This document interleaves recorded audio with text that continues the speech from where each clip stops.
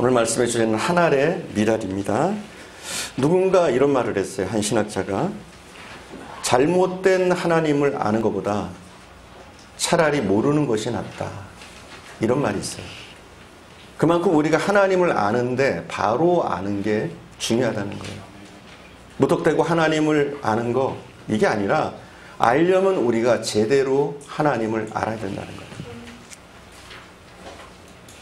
우리가 예수님 시대에 보면 바리새인이 있어요.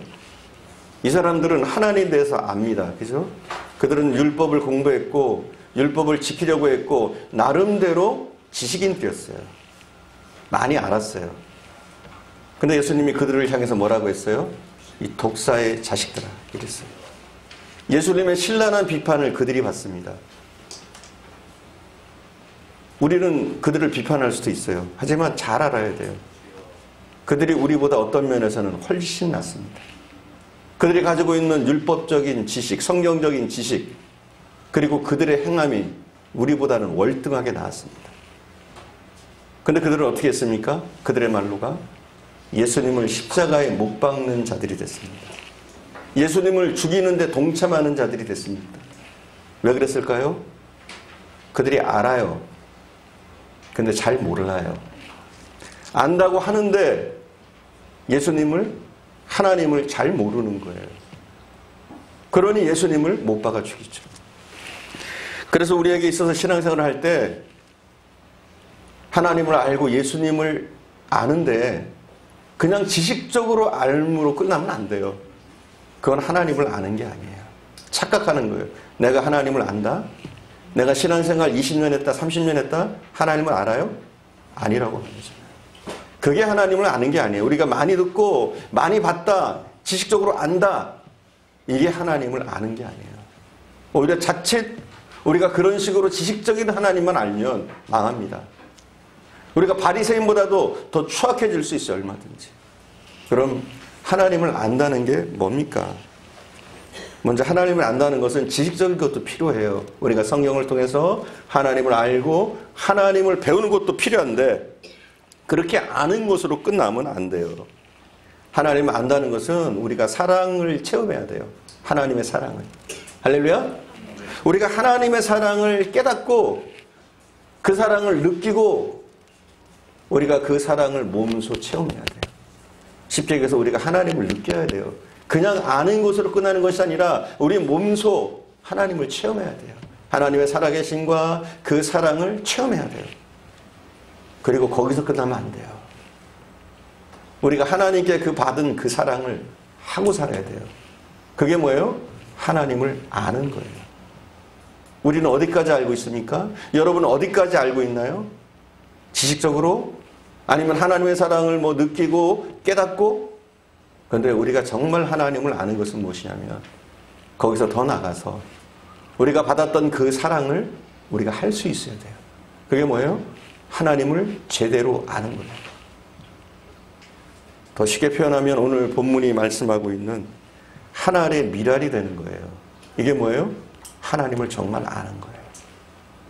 우리가 한 알의 미랄이 되는 것. 한 알의 미랄로 죽어야 돼요. 한 알의 미랄이 죽어야 많은 열매를 맺습니다.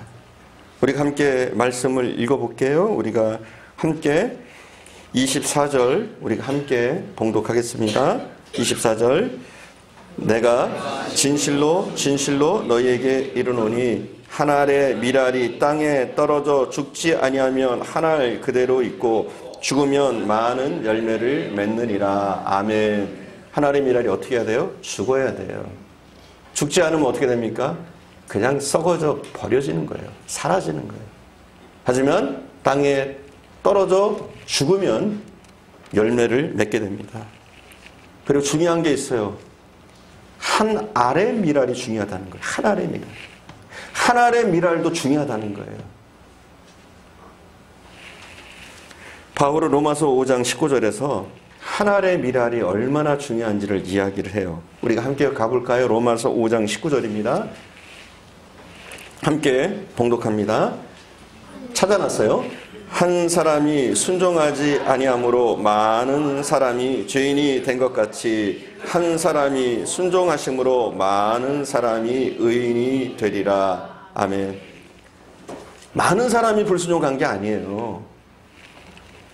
한 사람이 불순종했습니다.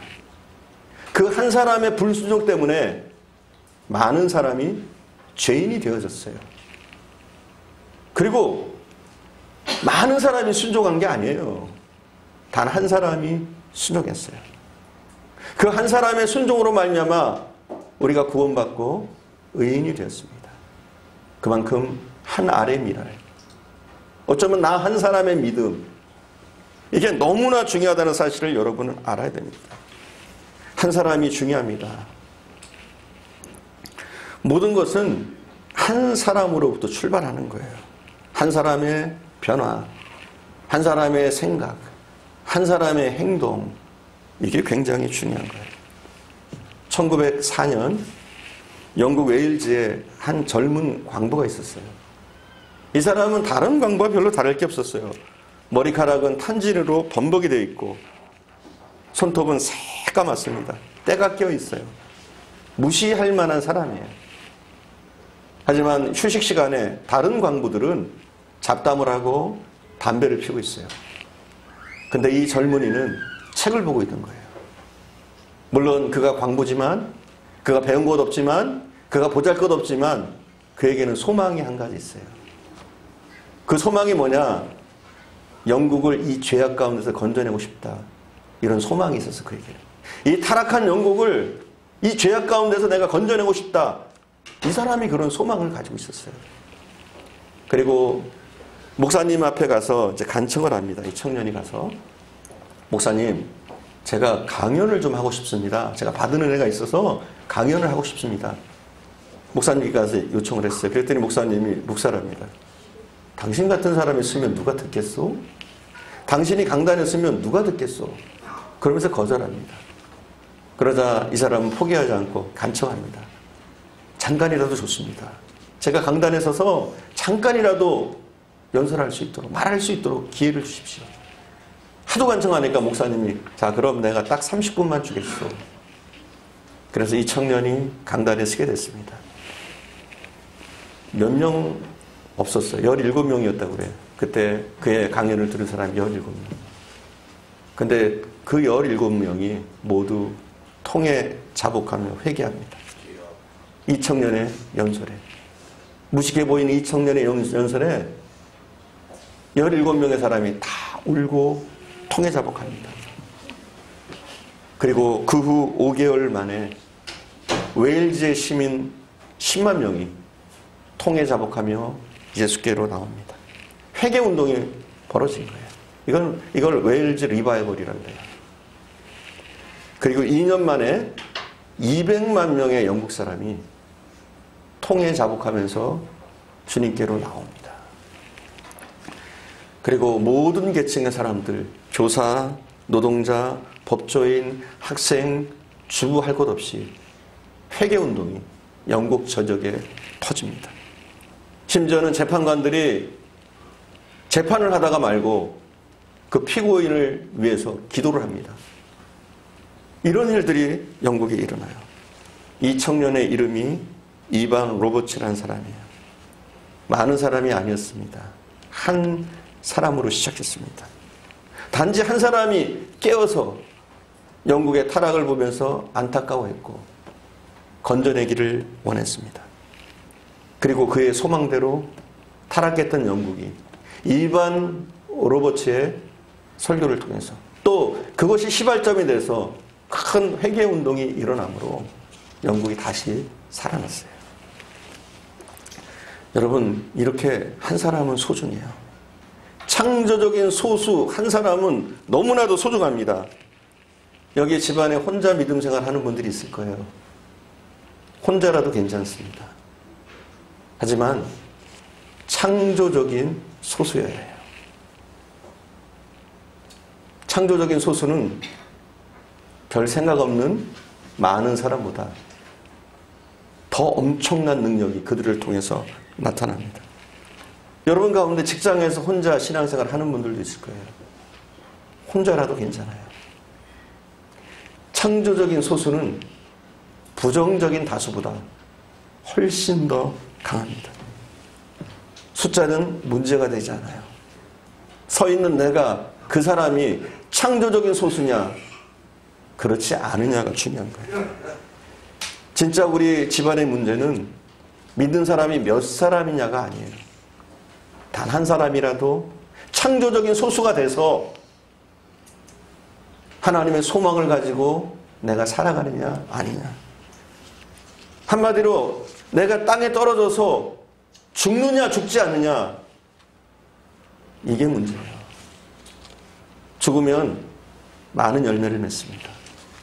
하지만 내가 살려고 발버둥 치면 나도 죽고 남도 죽습니다. 오늘 본문은 그렇게 얘기해요. 죽지 아니하면 뭐라고요?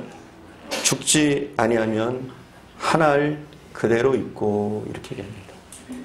죽지 아니하면 한 알 그대로. 말씀을 좀 보여주세요. 24절이죠? 좀 보여주세요. 다시 읽겠습니다. 중요한 말씀이기 때문에. 이게 아닌 거예요. 24절이요. 함께 봅니다. 내가 진실로 진실로 너희에게 이르노니 한 알의 밀이 땅에 떨어져 죽지 아니하면 한 알 그대로 있고 죽음은 많은 열매를 맺느니라. 아멘. 죽지 않으면 어떻게 된다고요?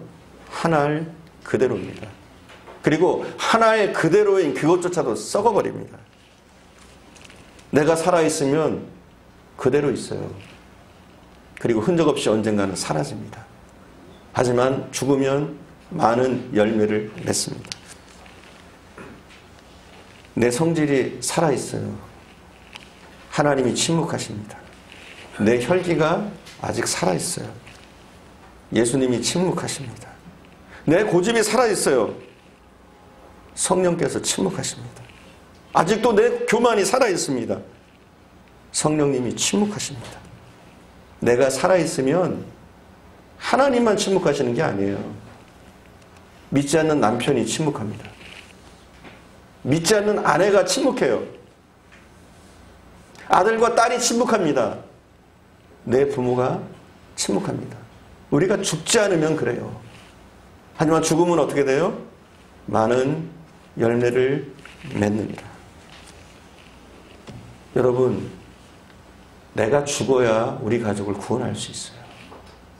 한 알 그대로면 절대로 구원할 수 없어요. 하지만 내가 죽으면 많은 열매를 맺습니다. 여러분이 혹시라도 여러분의 가족 구원에 대해서 애끓는 마음을 가지고 있다면 여러분이 한 알의 밀알이 돼서 땅에 떨어져 죽어야 됩니다. 죽는 것이 유일한 방법이에요. 다른 방법이 없어요. 성경은 그렇게 얘기합니다. 죽어야 많은 열매를 맺는다. 죽는 것 외에는 방법이 없는 거예요. 여러분, 직장에서도 마찬가지입니다. 직장의 문제는 몇 명의 크리스찬이 있느냐, 이게 문제가 아니에요. 간혹 우리가 직장에서 외로울 때가 있어요. 나 혼자 믿기 때문에. 믿는 사람이 없기 때문에 외로울 수 있어요. 고독할 수 있어요. 그리고 왕따 당할 수도 있고 안 믿는 사람에게 뺑뺑 둘러싸여 있을 수도 있어요. 하지만 내가 창조적인 소수가 된다면, 하나님이 바라시는 믿음의 사람, 찾는 그 사람이 될 수 있다면 하나님은 그를 통해서 일하시는 줄 믿습니다. 우리 그리스도인들은 비그리스도인들하고 종자가 달라요. 종자가. 할렐루야? 종자가 달라요. 우리는 비그리스도인들과 신분이 달라요. 그러니까 그들과 같아지려고 하면 안 돼요. 그것처럼 어리석은 일이 없어요. 아무리 그들과 같아지려고 해도 같아질 수가 없습니다. 같아지면 망하는 거예요. 어떻게 오리하고 백조가 비슷해요? 종자가 달라요. 종자 자체가. 우리는 그래요. 크리스찬과 넌 크리스찬은 종자가 달라요. 가장 미련한 사람들이 누군 줄 아세요? 그리스도인인데 세상 사람을 닮으려고 하는 거예요. 그리스도인인데 하나님을 쫓는 것이 아니라 세상을 여전히 쫓고 있는 사람, 이것처럼 어리석은 신앙이 없는 거예요. 한 알의 밀알이 죽는 것, 그래야 많은 열매를 거둘 수 있는 것, 이건 하나님의 법칙입니다.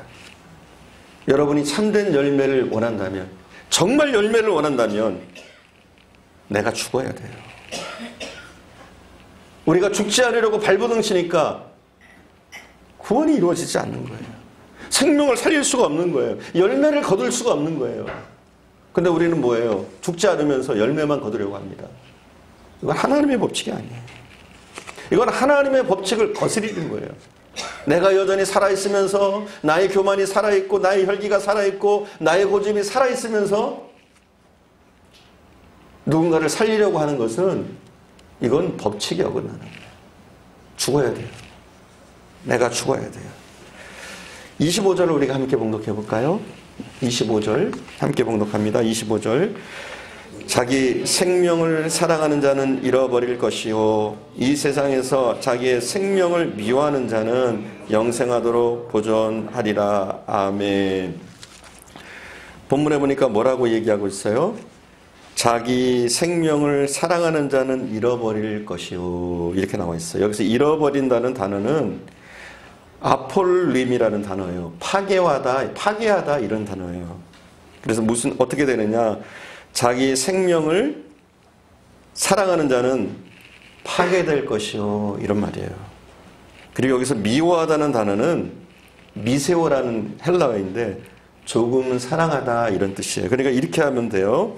자기 생명을 사랑하는 자는 파괴될 것이요 이 세상에서 자기의 생명을 조금 사랑하는 자는 영생하도록 보존되리라, 이런 말이에요. 여러분, 끔찍히도 여러분을 사랑하십니까? 생명을 구할 수가 없는 거예요. 우리가 우리의 생명을 아까워하지 않는 자, 내가 이 땅에서 죽어질 수 있는 자, 그들이 한 알의 밀알이 돼서 많은 생명을 살릴 수가 있는 줄 믿습니다. 우리가 자기 생명에 집착하면, 자기의 삶에만 집착하면 자기를 파괴하는 것이 됩니다. 그렇지만 우리가 자기의 생명을 조금 사랑하면 내가 영생을 얻을 뿐만 아니라 많은 생명을 살릴 수가 있습니다. 한 알의 밀알이 자기 생명에 집착하면 결국 썩습니다. 사라집니다. 하지만 죽으면 오늘 본문은 많은 열매를 맺는다, 그렇게 얘기하고 있습니다. 우리 예수님의 삶을 한번 생각해 보십시오. 만약 우리 주님께서, 예수님이 자기 생명에 집착하셨다면, 십자가에서 죽지 않으려고 발버둥 치셨다면 어떤 일이 일어났을까요? 물론 예수님의 생명은 건졌겠죠. 하지만 인간의 몸을 입고 있기 때문에 언젠가는 죽었을 거예요. 그렇잖아요? 하지만 그 생명의 집착에서 벗어나서 자기를 버릴 때 많은 열매를 거둘 수가 있었습니다. 이제 한 알의 밀알이 되신 예수님에게서 이제 제자들로 초점이 옮겨지고 있어요. 제자들로. 우리가 26절 함께 봉독하겠습니다. 우리 26절 우리 함께 봉독하겠습니다. 26절 한 목소리로.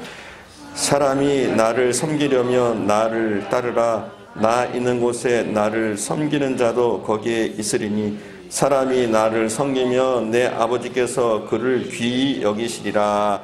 아멘. 26절에 보니까 섬기는 것과 따르는 것과 함께 있는 것을 동일한 의미로 보고 있어요. 섬기는 것, 따르는 것, 함께 있는 것, 이걸 동일한 의미로 보고 있어요. 쉽게 얘기해서 우리가 섬기는 것, 예수님을 섬긴다, 그러면 이걸 따르는 거라는 거예요. 예수님 따르는 것. 그리고 예수님을 따라다니는 것, 이건 예수님과 함께하는 거다, 이렇게 동일하게 보고 있는 거예요. 자, 예수님이 계신 곳이 어디입니까? 화려한 삶 가운데 예수님이 계십니까? 결코 예수님이 계신 곳은 안락한 곳이 아니에요. 전망이 좋고 푹실한 소파가 있는 곳이 아니에요. 십자가가 있는 곳입니다. 예수님이 있는 곳. 예수님이 하신 말씀이 이렇습니다. 나 있는 곳에 나를 섬기는 자도 거기 있으리라. 예수님과 함께하는 거예요. 예수님과 함께하는 것이 뭘까요? 구체적으로 우리가 봅시다. 예수님과 함께하는 것, 예수님이 십자가를 지고 가는데 안타까운 마음으로 바라보는 것, 그게 예수님과 함께하는 겁니까? 십자가에 달리신 예수님을 멀찍이서 바라보는 것, 십자가를 감상하는 것, 이게 예수님과 함께하는 겁니까? 성경은 뭐라고 얘기하고 있는지 우리가 함께 찾아보겠습니다. 마태복음 16장 24절입니다. 마태복음 16장 24절 찾아놨습니다. 앞에 보십시오. 16장 24절. 이에 예수께서 제자들에게 이르시되 누구든지 나를 따라오려거든 자기를 부인하고 자기 십자가를 지고 나를 따를 것이니라. 아멘. 우리가 주님과 함께한다. 이건 뭐냐? 우리도 우리 몫의 십자가를 지고 주님을 따라가는 것. 그리고 예수님은 제자들은 이러해야 한다고 말씀하십니다. 예수님의 제자들에게 너희가 나의 제자라면 너희는 너희 몫의 십자가를 지고 나를 따라와라 말씀하십니다. 이게 예수님과 함께하길 원하는 사람들의 모습인 거예요. 그리고 그것은 제자들에게 국한된 게 아닙니다. 12제자에게만 국한된 게 아니에요. 누가복음 9장 23절에 보면 제가 읽겠습니다. 9장 23절에 보면 이렇게 얘기해요. 또 무리에게 이르시되 아무든지 나를 따라오려거든 자기를 부인하고 날마다 제 십자가를 지고 나를 쫓을 것이니라. 아멘. 뭐라고요? 또 무리에게 이르시되, 무리는 뭐예요? 예수님을 따르는 모든 자. 그리고 뭐라고 그래요? 자기를 부인하고 이렇게 나옵니다. 자기를 부인하고. 그렇죠. 자기를 부인한다는 게 뭐예요? 죽는 거죠. 하나님의 미랄이 되는 거죠. 우리가 십자가를 지고 하나님의 미랄이 되지 않는 한 우리가 생명을 살릴 수가 없습니다. 그리고 이것은 12제자에게만 요구되는 게 아니에요. 예수님을 따르는 누구라도, 그 어떤 성도라도 우리는 이렇게 십자가를 지고 우리를 부인하고 주님을 따라가야 합니다. 여러분, 우리가 미랄이 돼야 돼요. 죽는 미랄. 그런 많은 열매를 맺습니다. 영국과 프랑스 사이에 전쟁이 있었어요. 1년 동안 전쟁이 계속됐는데, 영국이 프랑스에 있는 북부 도시인 깔레를 맹공격을 했어요. 그리고 원군이 도달할 수 없게 됐어요. 깔레.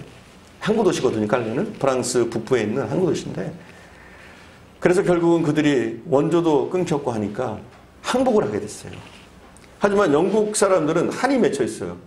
이 전쟁을 하면서 너무나 많은 사람들이 죽었기 때문에 깔레의 그 백성들을 다 죽이기로 마음먹었어요. 다 몰살시키기로. 하지만 도저히 이길 수 없다는 것을 알게 된 이 깔레의 사절이 영국군에게 찾아온 거예요. 영국 왕에게 찾아와서 항복하겠다.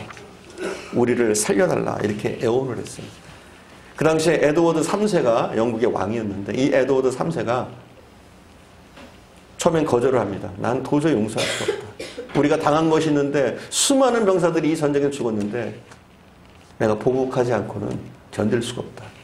하지만 사절들이 계속해서 욕을 하니까 결국은 에드워드 이 3세가 이렇게 얘기했어요. 그러면 누군가 이 대가를 치러야 되니까 너희 가운데 6명의 사람을 뽑아서 내게 데려와라. 그리고 이 6명의 사람이 내게 찾아올 때 목에다가는 밧줄을 걸고 그리고 맨발로 내 앞에 서게 해라. 이랬어요. 물론 깔레 모든 시민이 죽지 않는다는 것 때문에 나름대로 안도의 한숨을 내쉬는 사람도 있었겠지만 너무 걱정되는 거예요. 누가 이 일을 할 것인가? 누구를 죽음으로 내몰 것인가? 하지만 6명의 자원하는 사람이 있었어요. 근데 이 6명의 자원하는 사람이 이 깔레시에서 가장 유명 인사들인 거예요. 존경을 받고 있는 6명이 밧줄을 목에 걸고 자기네가 했다고 하는 거예요. 그리고 이 6명은 에드워드 3세 앞에 섰습니다. 그리고 3세는 도착하자마자 이들을 교수형 시키려고 했어요. 그렇게 교수형을 시키려고 할 때 임신한 왕비가 에드워드 3세에게 통사정을 합니다. 내 뱃속에 있는 아이를 봐서라도 오늘 이 끔찍한 일을 하지 마십시오. 저들을 용서해 주십시오. 에드워드 3세도 마음의 나름대로 감동을 받았어요. 자원하는 마음으로 자기 생명을 걸고 나오는 사람들. 그리고 에드워드 3세는 그 6명을 살려줬습니다. 할렐루야? 갈리 시민들은 이 6명을 평생 동안 잊을 수가 없어요. 그래서 그로부터 550년이 지난 1895년 갈렛이 한복판에 조각가 로댕에게 의뢰를 해서 이 6명의 동상을 세우게 했습니다. 그리고 지금도 프랑스 깔레에 가면 용감한 시민, 깔레 시민이라는 제목으로 이 동상이 세워져 있어요. 사랑하는 여러분, 죽으면 많은 열매를 맺습니다. 죽으면 많은 열매를 맺습니다. 사람들은 쭉정이를 기억하지 않아요. 가라지를 기억하지 않습니다. 하지만 미라를 기억합니다. 소중했던 그 미라를 기억합니다. 저는 우리 분당중앙교회 성도 한 사람 한 사람이 기억되어지는 미랄이 됐으면 좋겠어요. 하나님이 기억하시고 많은 사람들의 뇌리에 남는, 그래서 여러분 때문에 그가 예수께로 나올 수 있는 그런 미랄 같은 사람이 됐으면 좋겠어요. 그리고 오늘 본문 뒷부분에 보면 그냥 우리가 썩어져서 미랄이 되면 어떤 일이 있느냐, 26절을 한 번만 더 읽겠습니다. 우리가 요한복음 12장 26절 우리가 함께 한 번만 더 읽겠습니다. 사람이 나를 섬기려면 나를 따르라. 나 있는 곳에 나를 섬기는 자도 거기 있으리니 사람이 나를 섬기면 내 아버지께서 그를 귀히 여기시리라. 아멘. 자, 사람이 나를 따르면 뭐라고 그래요, 예수님이? 나 있는 곳에 너희도 있게 하리라. 여기서 나 있는 곳은 어디예요? 천국. 그죠? 그리고 뭐라고 그래요? 또 보니까 나를 섬기면 내 아버지께서 그를 귀하게 여기시리라. 이것처럼 멋진 인생이 어디 있겠어요? 천국이 보장될 뿐만 아니라 하나님이 귀하게 여기시는 그 삶이 썩어지는 한 알의 미랄이 되어지는 그 사람에게 있다는 거예요. 그리고 우리가 썩어지는 미랄이 되면 생명을 살립니다. 뿐만 아니라 우리의 영혼이 보장됩니다. 또한 하나님이 귀히 여기시는 사람 되어지는 줄 믿습니다. 상상만 해도 기분이 좀 업되지 않습니까? 여러분, 한 사람 한 사람의 가치가 높여지는 거예요. 우리가 썩어지는 미랄이 되면. 우리 한 사람만 변화돼도 엄청난 일이 일어날 텐데, 그죠? 한 명만 변화돼도 엄청난 일이 일어날 텐데, 여기 몇 분이에요? 우리 분당중앙의 성도들 모두가 변화된다면, 썩어지는 미랄이 된다면 엄청난 일이 일어날 거예요. 이 지역을 유동시킬 만한, 이 지역에 큰 영향력을 미칠 만한 그런 교회가 되어줄 수 있는 줄 믿습니다. 여러분, 오늘부터 우리가 다짐하기 바랍니다. 내가 썩어서 죽는 미랄이 되겠다. 내가 내 직장에 썩어서 죽는 미랄이 되겠다. 내 가정에 썩어서 죽는 미랄이 돼서 반드시 내 남편을, 내 아내를, 내 자녀들을, 내 부모를, 그들의 생명을 살리는 하나의 미랄이 되겠다. 이런 결심들을 우리가 할 수 있기 바랍니다. 기도하겠습니다. 우리 함께